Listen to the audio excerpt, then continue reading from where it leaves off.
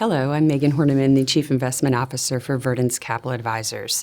We're coming to you today to give you a review of the third quarter, as well as what we see as we close out what has been an extraordinarily challenging year for investors.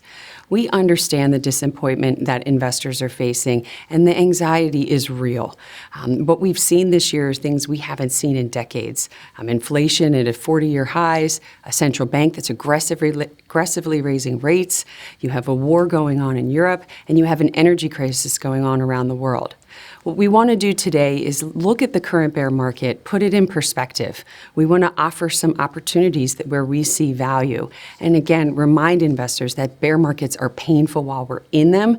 They also can present opportunities for the long run. So let's dig in.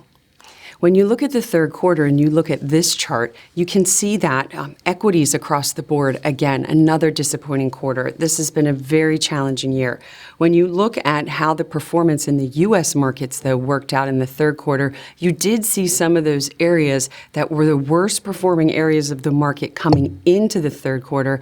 They actually performed the best. So as you can see, it's small and mid-cap growth. Value took a back seat for the quarter. And then when you look internationally, you can see the challenges from just the geopolitical risks that were heating up. You had some domestic political uncertainty as well. These all weighed on those international markets.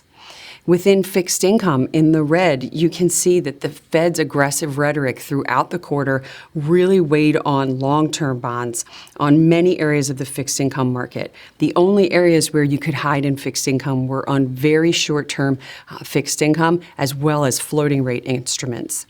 Commodities, they had been doing very well coming into this year. They fell into bear market territory in the third quarter, and that was primarily because growth fears came about. So if you looked at crude oil, for example, that fell into bear market territory.